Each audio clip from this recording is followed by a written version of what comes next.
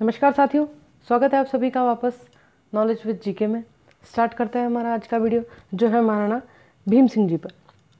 महाराणा भीम सिंह जी जिनका time period कब से 1778 से 1818 तक है, यानी कि काफ़ी लंबे टाइम पीरियड के बाद एक लंबा शासन काल रहा है किसी मेवाड़ी शासक का।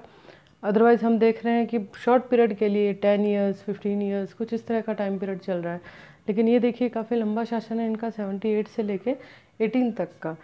तो इस टाइम पीरियड में ऑब्वियस है कि जब टाइम पीरियड इतना लंबा है तो बहुत सारी घटनाएं घटेंगी। इस बीच में ब्रिटिशर्स आ चुके हैं और देखा जाए तो एक बहुत अमुख बात यहाँ पे पता चलती है हमें कि मेवाड़ का जो शासन था, हमने देखा कि लगभग पप्पा रावल के टाइम पीरियड से ही हम देख रहे हैं कि बाहरी शक्तियाँ मेवाड़ पे आक्रमण करती रही है, लेकिन मेवाड़ ने हमेशा ही उनको मुंह तोड़ जवाब दिया है। लेकिन भीम सिंह जी के टाइम पीरियड के आसपास, यानी कि इनका जो टाइम पीरियड शुरू हुआ उस वक्त की बात कर रही हूँ मैं, ये नहीं कह रही कि इनके टाइम पीरियड में ऐसा हुआ, लेकिन इनके टाइम पीरियड शुरू होने से पहले ही जब अरी सिंह जी थे, जब राज सिंह जी थे, वहाँ से लेके अब भीम सिंह जी के टाइम पीरियड तक लंबे टाइम तक अगर देखा जाए तो मेवाड़ के अंदरूनी तौर पर जो विवाद हुए, यानी कि जो शक्तावतों और चुंडावतों के बीच में जो विवाद हुए, उन्होंने नो डाउट कि मेवाड़ की शक्ति को काफ़ी क्षीण कर दिया था। अदरवाइज मेवाड़ तो 7वीं सेंचुरी से ही लड़ता आ रहा है, लेकिन कभी भी क्षीण नहीं हुई उनकी शक्ति। होती छोटी मोटी प्रॉब्लम और वो वापस कवर अप कर लेते थे। हमने देखा कि चित्तौड़ जैसा शासन चले जाने के बाद भी उदयपुर जैसी नगरी बसा दी थी मेवाड़ी सरदारों ने। तो मेवाड़ी सरदारों ने तो कभी हार मानी ही नहीं, लेकिन ये आपसी विवाद जो था वो देखा जाए तो काफ़ी हद तक भारी पड़ा था। चलिए देखते हैं 1778 में महाराणा भीम सिंह जी गद्दी पर विराज रहे और अब इनका शासनकाल शुरू हो रहा है। इनके शासक बनते ही जो बागी सरदार थे रतन सिंह जी के पक्ष में, उन्होंने रतन सिंह जी को छोड़ दिया, यानी कि उनका साथ छोड़ दिया और मेवाड़ राजघराने की तरफ वापस उन्होंने रुख कर लिया। मैंने आपसे पहले भी कहा कि एक लंबे टाइम पीरियड के बाद मेवाड़ में वापस एक शक्तिशाली शासक के रूप में भीम सिंह जी ने अपना प्रभुत्व कायम किया है। तो अब मेवाड़ी सरदार वापस किसके पक्ष में आ गए थे? भीम सिंह जी के पक्ष में आ गए थे। लेकिन जैसा मैं आपसे कह रही हूँ कि चुंडावतों और शक्तावतों के बीच का जो संघर्ष था, उन्होंने नो डाउट कि मेवाड़ को बहुत ही क्षति पहुंचाई थी। हम देख रहे हैं कि चुंडावतों ने अपना बल प्रबल करने के लिए महाराणा को देवगढ़ से ले जाकर रावत राघव दास को उदयपुर बिठा दिया था। थोड़े दिनों बाद सोमचंद गांधी जो है वो प्रधान हुआ था और उसने झाला झालम सिंह के को मिलाकर महाराणा को भिंडर ले गए थे। महाराज मोहकम सिंह को उदयपुर लाकर अपना बल प्रबल किया। इस तरह से हम देख रहे हैं कि कुछ ना कुछ घटनाएं इनके टाइम पीरियड में छोटी मोटी घटती ही जा रही है।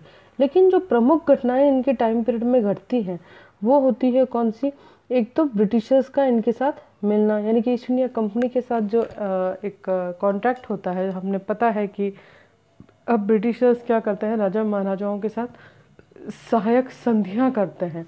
तो इनके टाइम पीरियड में जो सबसे इम्पॉर्टेंट बात होती है वो कौन सी होती है? संधियों की होती है। देखते हैं भीम सिंह जी के बारे में। यहाँ पर एक और हो रही है घटना, ये भीम सिंह जी का एक जोधपुर, जयपुर और मेवाड़ के बीच में एक घटना हो रही है। समझिएगा घटना क्या है। मेवाड़ से कौन है? भीम सिंह जी। और मारवाड़ में कौन है? भीम सिंह, भीम सिंह, ठीक। और आमेर में, यानी कि जयपुर, अब तो आमेर है ही नहीं, जयपुर में कौन है? जगत सिंह जी। बात क्या हो रही है कि भीम सिंह जी की सुपुत्री कृष्णा कुमारी जी की सगाई हो रही है। कहाँ हो रही है? मारवाड़ में हो रही है, भीम सिंह जी से। कृष्णा कुमारी जी की सगाई हो गई। अब क्या हुआ? भीम सिंह जी की असामयिक मृत्यु हो जाती है। तो जब इनकी मृत्यु हो जाती है तो पिता भीम सिंह क्या करते हैं? कृष्णा कुमारी की सगाई कर देते हैं। कहाँ पे?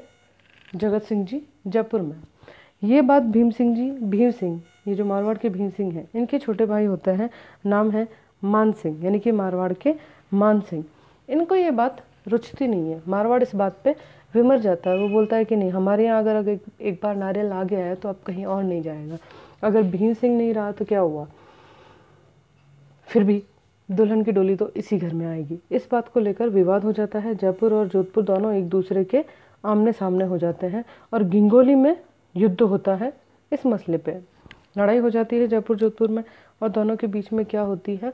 लड़ाई हो जाती है गिंगोली में, जिसमें कुछ जानकारी ये भी आती है कि जयपुर हार गया था, कभी जानकारी ये भी आ रही है कि जोधपुर हार गया था। इस बारे में एक्चुअल घटना क्या हुई थी ये तो नहीं पता, लेकिन एक बार तो जोधपुर के राजघराने को पीछे हटना पड़ा था, फिर वापस जयपुर ने ब्रिटिशर्स से समझौता कर लिया। तो बाद में आमिर खां पिंडारी, अगर आपको थोड़ी बहुत जानकारी हो तो आमिर खां पिंडारी से जोधपुर राजघराने ने समझौता कर लिया था, जिसकी वजह से जयपुर को पीछे हटना पड़ा था, क्योंकि पिंडारी काफ़ी खूंखार साबित हो रहे थे। तो जयपुर पीछे हट गया, यानी कि इस युद्ध में देखा जाए तो जगत सिंह की हार होती है। लेकिन अब इस विवाद को क्या करना है, ख़त्म करना है, यानी कि कोई भी ये नहीं चाहता कि ये विवाद ज़्यादा बढ़े। तो इस वक्त आमिर खां पिंडारी क्या करता है, आमिर खां जो उदयपुर के महाराणा हैं भीम सिंह जी, उनको ये सजेशन देता है कि कृष्णा कुमारी को जहर दे के मार दिया जाए, ताकि फाइनली ये क्या हो जाए, विवाद ही ख़त्म हो जाए। भीम सिंह जी हालांकि इसके लिए तैयार नहीं होते, लेकिन आमिर खां फिर भी अपना काम करता है और राजकुमारी कृष्णा कुमारी को जहर देकर मार दिया जाता है। कृष्णा कुमारी विवाद यहाँ पर ख़त्म हो जाता है। उसके बाद होती है सहायक संधि। लॉर्ड हेस्टिंग्स जो हैं इस वक्त गवर्नर जनरल हैं। पिंडारियों का इन्होंने दमन कर दिया है। राजाओं को शांति देने के लिए संधि हो रही है, यानी कि सहायक संधि हो रही है। सर चार्ल्स मेटकाफ ये जो है दिल्ली में रहकर रियासतों से संधि कर रहे हैं, और इस संधि में मेवाड़ से भी इनकी संधि होती है। कब होती है, 1818 में, 1818 में मेवाड़ के साथ इनकी संधि होती है, जिसमें 10 शर्तें शामिल हैं। जैसे पहली शर्त कि दोनों राज्यों के बीच मैत्रीपूर्ण व्यवहार रहेगा और एक का मित्र मित्र और दूसरे का शत्रु शत्रु ही रहेगा। दूसरी शर्त, अंग्रेजी सरकार उदयपुर राज्य और मुल्क की रक्षा करने का इकरार करती है, यानी कि उदयपुर की सत्ता का पूरा सम्मान करते हुए इसकी रक्षा करने का दायित्व किसका है, अंग्रेजी सरकार का है। तीसरी शर्त क्या है, तीसरी शर्त है कि उदयपुर के महाराणा अंग्रेजी सरकार का बड़कपन स्वीकार करते हुए सदा उनके अधीन रहकर उनके साथ काम करेंगे, राजाओं और रियासतों से संबंध रखेंगे। चौथी शर्त क्या है, अंग्रेजी सरकार को बतलाए बिना, उनकी स्वीकृति के बिना उदयपुर के महाराणा किसी राजा या रियाया को कोई सम्मान या ओहदा प्रदान नहीं करेंगे। पांचवी शर्त क्या कहती है, ये कहती है कि उदयपुर के महाराणा किसी पर भी ज्यादती नहीं करेंगे। छठी शर्त ये कहती है कि 5 वर्ष में उदयपुर राज्य में का जो चतुर्थांश है, यानी कि जो भी राजस्व वसूल हो रहा है उसका 4th पार्ट वो किसको देंगे, ब्रिटिशर्स को देंगे, ऐसा इनकी छठी शर्त कहती है। 7वीं शर्त महाराणा की तरफ से है। ये महाराणा का कथन है। क्या है कथन, कि उदयपुर राज्य की जो रियासतें थी जो किसी दूसरे राजाओं ने छीन ली थी, वो रियासतें वापस ब्रिटिशर्स उनको दिलाएंगे। ये थी महाराणा की 7वीं शर्त। फिर 8वीं शर्त क्या थी, कि आवश्यकता पड़ने पर उदयपुर रियासत अपनी सैनिक सहायता ब्रिटिशर्स को प्रदान करेगी। 9वीं शर्त क्या थी, कि उदयपुर के महाराणा हमेशा अपने राज्य को खुद ही चलाएंगे, यानी कि ब्रिटिशर्स उसमें कोई भी उलटफेर नहीं करेंगे, उसमें किसी भी तरह का जो है वो मतलब बीच में नहीं पड़ेंगे, यानी कि उदयपुर के महाराणा का एक तरह से एक छत्र अधिकार होगा किस पे, अपनी सत्ता पे। अगर आपको पता हो तो सिर्फ उदयपुर का राजघराना यानी कि मेवाड़ राजघराने को ही 19 तोपों की सलामी दी जाती थी ब्रिटिशर्स की तरफ से। बाकी सारी रियासतों को 17 तोपों की, किसी को 13 की, किसी को 11 की, किसी को 15 की, इस तरह की सलामी दी जाती थी। उदयपुर के महाराणा जब आते थे तो उनको कितने तोपों की सलामी दी जाती थी, 19 तोपों की सलामी दी जाती थी। उदयपुर के महाराणाओं को बाहर की तरफ ब्रिटिशर्स की तरफ से ही सलामी मिलती थी, अदरवाइज उदयपुर के महाराणाओं को खुद को 21 तोपों की सलामी लेने का अधिकार था। तो ये मेवाड़ का राजघराना ब्रिटिशर्स के लिए बहुत अहमियत रखता था, और नो डाउट कि जब तक ब्रिटिशर्स रहे मेवाड़ के राजघराने ने उनका पूरा साथ दिया, यानी कि जो सहायक संधि इनके बीच में हुई उस संधि को पूरा निभाने का काम किया है किसने, मेवाड़ के राजघराने ने। 10वीं संधि क्या थी, 10वीं संधि ये थी कि जितना भी इकरारनामा हुआ है उन सब पे साइन कर कर 1 महीने के अंदर अंदर दोनों एक दूसरे को जो पेपर वर्क होता है वो सारा कंप्लीट हो जाएगा।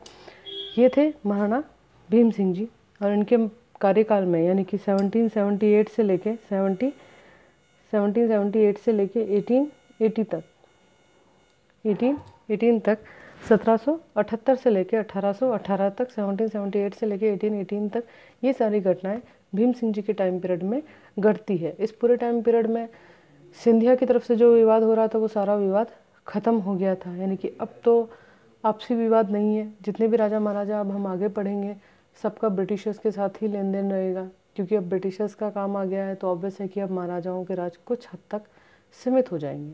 चलिए, thank you for watching this video. अपना ख्याल रखिए, सुरक्षित रहिए and have a wonderful time.